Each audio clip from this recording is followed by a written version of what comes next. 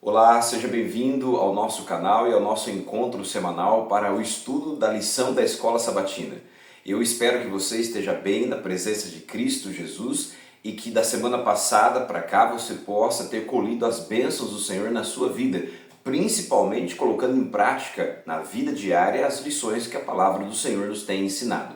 Nessa semana estamos avançando para a conclusão desse trimestre e de forma especial estamos na lição de número 12 desse trimestre. E o nosso objetivo aqui é compartilhar com você um pouco daquilo que aprendemos a fim de que o seu conhecimento seja expandido e você possa se aprofundar ainda mais na palavra do Senhor, aprendendo e vivendo de acordo com aquilo que o Senhor espera de você. Deixa eu te fazer uma pergunta especial. Você já fez a assinatura da sua lição da Escola Sabatina? Eu espero que sim. A minha assinatura já foi feita, as minhas lições já chegaram e eu já estou me preparando para o próximo trimestre. E eu quero incentivar você também a fazer a assinatura da sua lição da Escola Sabatina, não só para você, mas para toda a sua família e de forma especial incentivar você a tirar tempo para orar, estudar a Bíblia e lição da Escola Sabatina, manter a sua comunhão com Deus e de forma especial ser uma testemunha de Cristo Jesus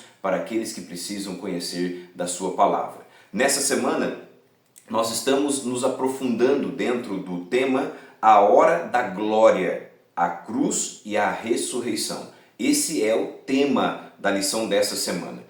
E dentro desse tema nós estamos continuando a estudar os contextos, os detalhes, os aspectos finais relacionados ao momento em que Jesus foi julgado por Pilatos e crucificado e posteriormente o momento da sua ressurreição.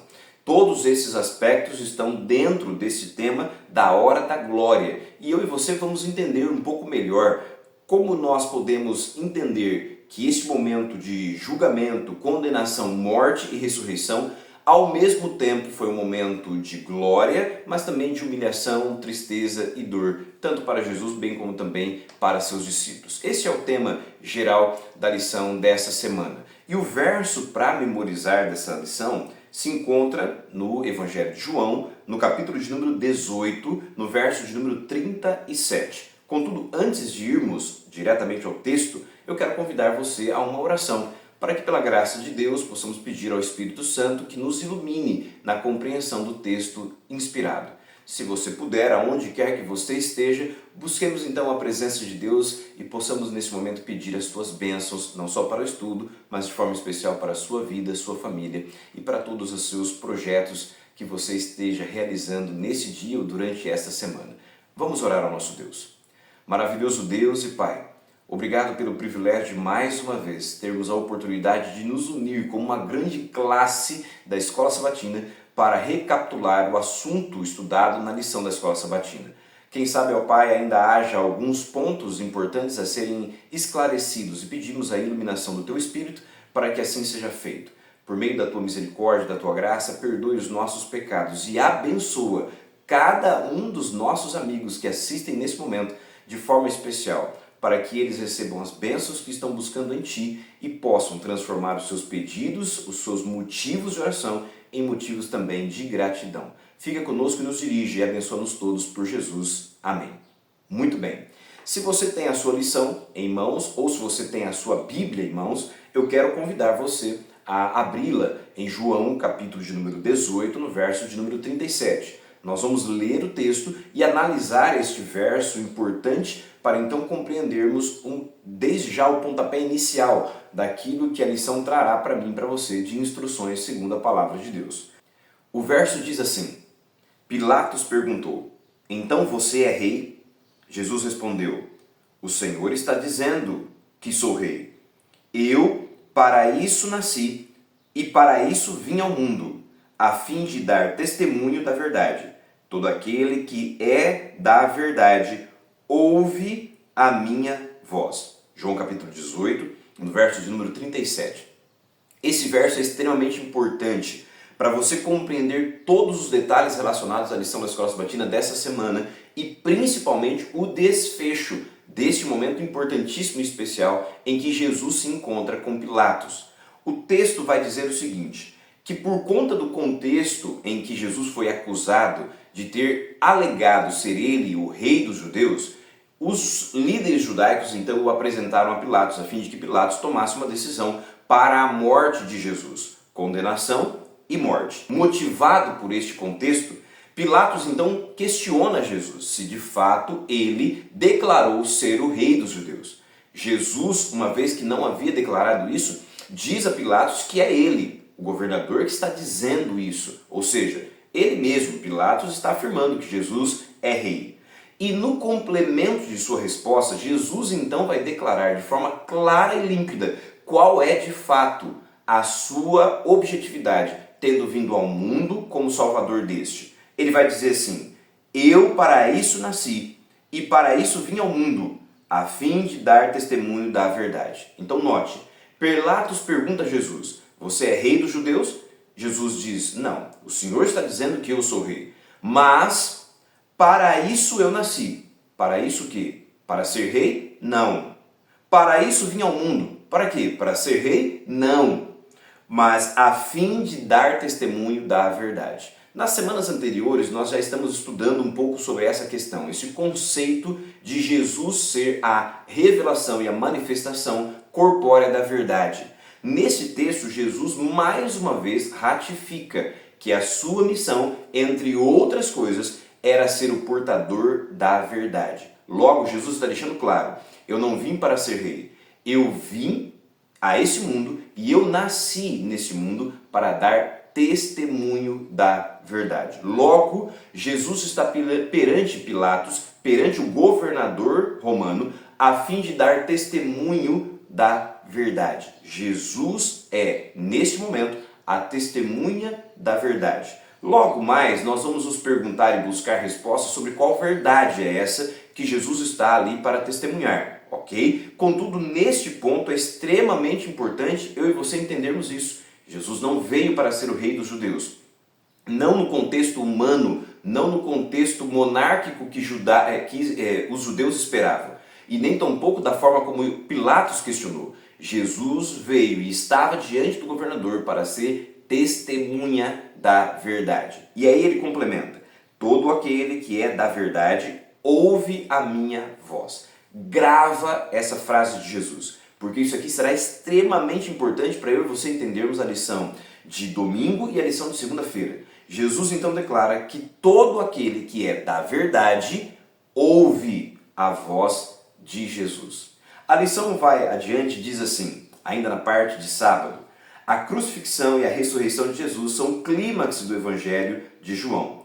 No último parágrafo da lição de sábado é dito assim: João, no entanto, apresenta a cruz como a intronização, entre parênteses, ou glorificação de Jesus, ligado ao conceito de hora mencionado no livro, João capítulo 7, verso 30, 8, 20, 12 e 27.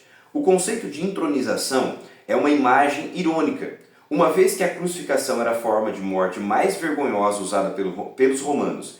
Este contraste de João é irônico. Jesus morre em desprezo, mas isso representa sua entronização como Salvador. Nós já falamos um pouco sobre isso quando estudamos a lição do Evangelho de Marcos. A crucifixão, o momento da morte de Jesus na cruz do Calvário, é ao mesmo tempo um momento de humilhação, dor e derrota, mas ao mesmo tempo um momento de glorificação, honra e entronização de Jesus como Salvador. Por quê? Porque a cruz, ou na cruz, ambas as coisas foram reunidas. Você vai ter Jesus sendo crucificado como o maior dos pecadores, mas você vai ter ele também saindo da cruz e do momento de ressurreição como o Rei do Universo. Como aquele que morre, o Deus que morre de forma humilhante para salvar, mas ressuscita de forma gloriosa para então reinar por toda a eternidade. A lição ainda vai tratar mais sobre esses aspectos e vamos juntos entender um pouco melhor. Na lição de domingo, o título é: o que é a verdade? Lembre-se que no diálogo de Jesus com Pilatos, no momento em que ele está sendo analisado e ao mesmo tempo julgado pelo governador, Pilatos então vai questionar Jesus sobre isso.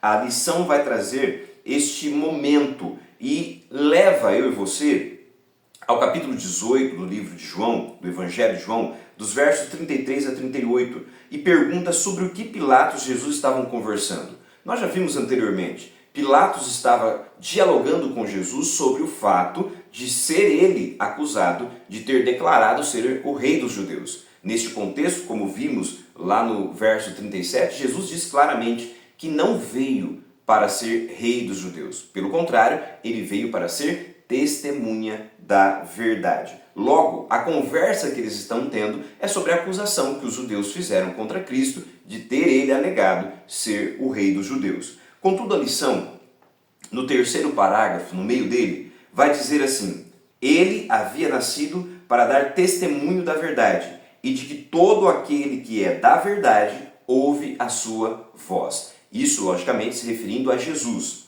A lição complementa. Pilatos então perguntou: o que é a verdade? João capítulo 18, no verso de número 38. A lição ainda complementa. A verdade é um dos temas centrais do Evangelho de João. Como o verbo eterno, em grego logos, Jesus é a luz e a verdade. Isso é o oposto de trevas e erros. Cristo é cheio de graça e de verdade, como está em João capítulo 1, verso 14. A graça e a verdade vieram por meio dele, como está em João 1, verso 17. Logo, João Batista deu testemunho da verdade, conforme está em João 5, verso 33. A lição então fecha dizendo: Jesus afirmou que seu Pai é verdadeiro. Então entenda bem, quando Jesus diz a Pilatos que ele veio para dar testemunho da verdade, nós retomamos aquele tema que já foi anteriormente apresentado em João capítulo 14, quando Jesus vai dizer que ele é o caminho, a verdade e a vida. Naquele contexto, nas semanas anteriores, nós diluímos e compreendemos aquele contexto, ou aquele verso, ao compreender que Jesus é a verdade sobre Deus. Jesus é a revelação da verdade sobre Deus o Pai. Logo, quando Pilatos questiona Jesus de qual é a verdade ou o que é a verdade, ele está dando a Jesus a oportunidade de testemunhar. Testemunhar sobre quem? Sobre quem é Deus. Qual é a sua natureza e qual é a sua vontade para a nossa vida. E o mais interessante de tudo isso é que quando Pilatos questiona a Jesus sobre a verdade, algo muito interessante vai acontecer. Veja, no contexto de segunda-feira, a lição vai trazer o seguinte tema: eis o homem. E neste ponto em especial, ainda dentro do capítulo 18, só que agora dos versos 38 até o capítulo 19, verso 5, nós vamos encontrar um momento crucial na vida de Pilatos diante de Jesus. Pilatos havia perguntado a Jesus anteriormente qual era a verdade. E quando Jesus vai apresentar a ele a verdade, há um desdobramento diferente daquilo que deveria acontecer. A lição coloca assim, veja, Pilatos já havia se convencido de que Jesus era inocente. Agora Pilatos precisava compreender ou ser convencido da divindade de Jesus e de sua missão de revelador da verdade. A lição começa assim: Pilatos não esperou que Jesus respondesse o que é a verdade. Em vez disso, voltou para tentar persuadir o povo. Dois pontos importantes aqui na lição de segunda-feira. Note, Jesus já havia dito lá no capítulo 18, no verso 37, que todo aquele que é da verdade ouve a voz de Jesus. Quando Jesus apresenta-se a Pilatos como testemunha da verdade, Pilatos então questiona: mas o que é a verdade? Quando Jesus ia então ter a oportunidade de explicar a Pilatos o seu testemunho sobre a verdade, Pilatos então sai de cena. E ele vai agora tentar persuadir o povo sobre a inocência de Jesus. Note algo muito importante. Jesus já havia dito anteriormente: todo aquele que é da verdade ouve a minha voz.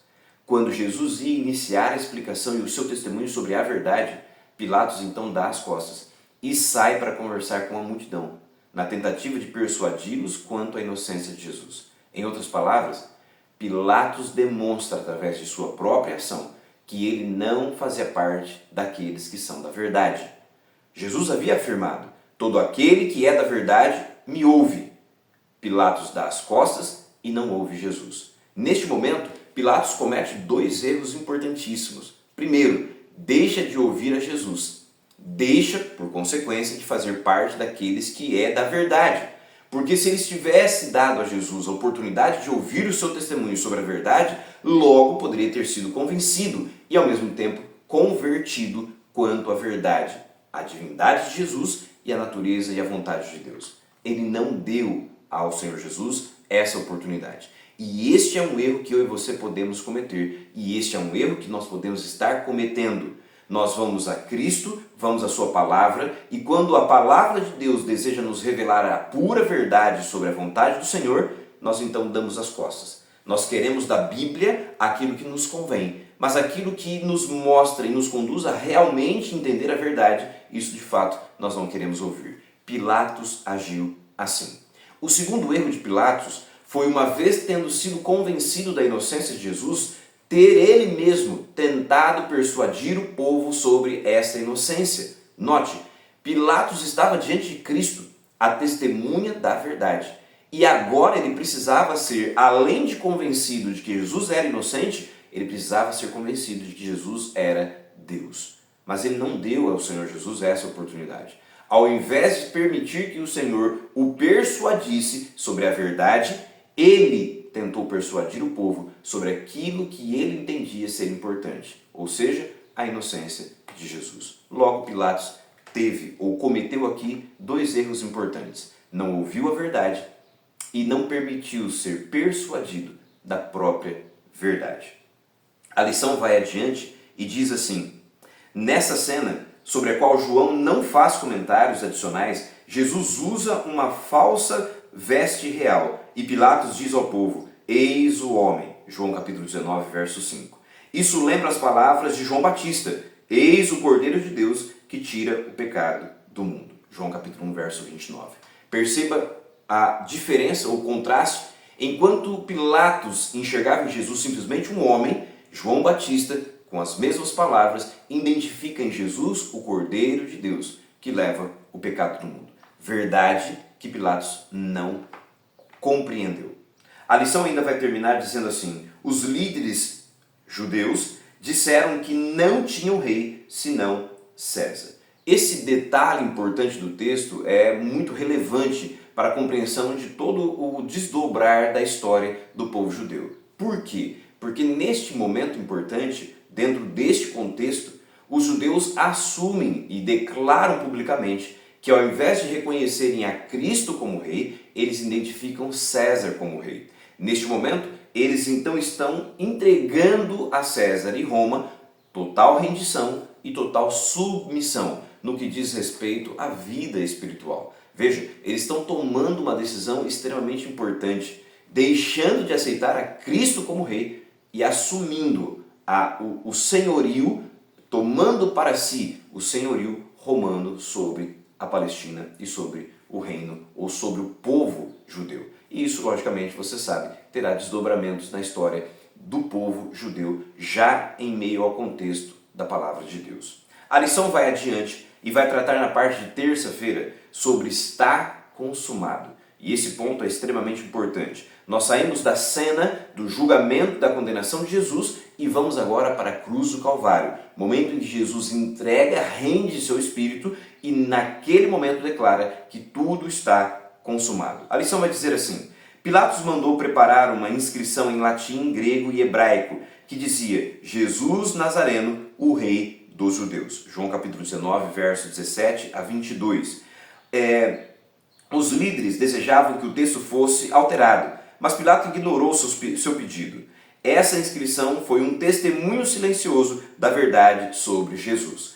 Embora Pilatos tenha ignorado a oportunidade de entender qual era a verdade, ele, não sabendo se inspirado por Deus ou não, mas provavelmente inspirado, reescreveu aquela placa e colocou sobre a cruz, intitulando Jesus como de fato o rei dos judeus. Algo que o povo não queria, algo que o povo e os líderes judeus não desejavam, mas algo que ficou registrado na história como um testemunho da verdade que o próprio Pilatos não desejou compreender. A lição vai perguntar o seguinte: o que significam as palavras que Jesus disse antes de morrer? Está consumado, conforme João capítulo 19, verso 28 a 30. Veja, quando você vai analisar aquilo que Jesus está dizendo aqui, literalmente, Jesus está colocando um fim ao ministério terrestre que ele veio realizar junto de nós.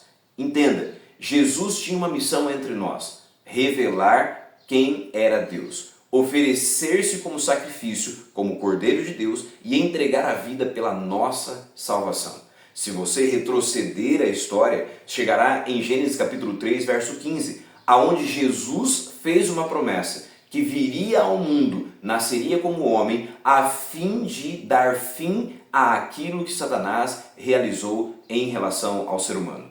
A tudo aquilo que foi feito por conta do pecado, Jesus iria vir ao mundo, pisar a cabeça da serpente e vencer não somente o inimigo, o pecado, mas também a morte. Neste momento, Jesus então finaliza o seu ministério, a sua obra e a sua missão de resgatar o ser humano dentro do contexto do seu ministério terrestre. Quando você vai, por exemplo, em Mateus capítulo 5, no verso de número 17, embora esse texto não esteja na lição, mas é interessante você analisá-lo, lá no texto Jesus vai dizer o seguinte: eu não vim para abolir nem a lei, nem os profetas. Pelo contrário, eu vim para cumprir. Naquele contexto, a palavra cumprir ali dá o mesmo significado, o mesmo sentido da palavra consumado. Ele veio terminar, ele veio consumar na cruz do Calvário a obra iniciada em Mateus capítulo 5, verso 17.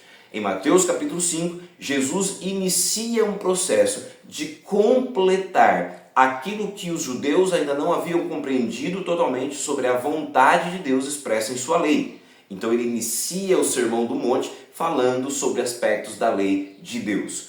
Lembra que vocês ouviram aos antigos? Eu, porém, vos digo. Jesus então completa a compreensão sobre o texto bíblico e a vontade de Deus. Na cruz, Jesus completa a obra redentiva dentro dos aspectos do seu ministério terrestre, oferecendo ao ser humano, agora, sem limite algum, a graça de Deus e a oportunidade de salvação. A lição de terça-feira termina dizendo assim: quando Jesus disse está consumado, ele estava concluindo ou cumprindo a obra que o Pai lhe tinha dado para fazer. Que obra? A de revelar o caráter de Deus e principalmente cumprir na prática a promessa feita em Gênesis capítulo 3, no verso de número 15. Deus seja louvado, porque na cruz do Calvário, a despeito de todas as provas, de todas as tentações, de todas as tribulações e problemas que Jesus enfrentou em seu ministério, ele, pela graça de Deus e para o nosso benefício, cumpriu a promessa feita, a obra que Deus havia dado a ele, encerrando na cruz do Calvário parte de todo o seu ministério para a salvação do ser humano. Na lição de quarta-feira, a lição vai tratar agora sobre o túmulo vazio. E neste contexto, a ênfase está no cumprimento da promessa feita por Jesus. Lembre-se que quando nós estudamos a lição que tratava sobre o Evangelho de Marcos, você notará que metade do Evangelho de Marcos foi dedicada a Jesus orientar os seus discípulos quanto aos aspectos da sua ida até Jerusalém, a rejeição pelos líderes judeus, o seu julgamento, a sua condenação, morte e ressurreição. Jesus falou diversas vezes sobre a ressurreição. E neste ponto agora da história, a análise se concentra sobre o fato do túmulo vazio. E nesse aspecto aqui, a lição vai tratar basicamente sobre isso. A necessidade de eu e você entender aquilo que os discípulos naquele tempo não compreenderam. Os discípulos, embora Jesus tenha dito várias e várias vezes que iria morrer e iria ressuscitar, eles não compreenderam e eles não creram nisso. Note, a ressurreição de Jesus foi um dos maiores eventos do universo. E pela incredulidade, os discípulos, sejam tanto os homens quanto as mulheres que foram até o túmulo, todos eles perderam a oportunidade de presenciar o maior milagre da terra, a ressurreição de Cristo Jesus. E por quê? Porque eles não compreenderam e não creram na promessa que Jesus havia feito. Se eles porventura tivessem crido nessa promessa, Na manhã do domingo, ou mesmo na madrugada daquele domingo, eles estariam junto ao túmulo, aguardando gloriosos, expectantes a manifestação da ressurreição de Jesus. Mas eles não acreditaram nisso e por isso perderam a grande oportunidade de verem por seus próprios olhos o grande milagre da ressurreição de Cristo. Quando então chegaram ao túmulo, o túmulo estava vazio e foram então orientados, tiveram de ser orientados pelos anjos de Deus sobre aquilo que Jesus já havia predito antes da sua morte.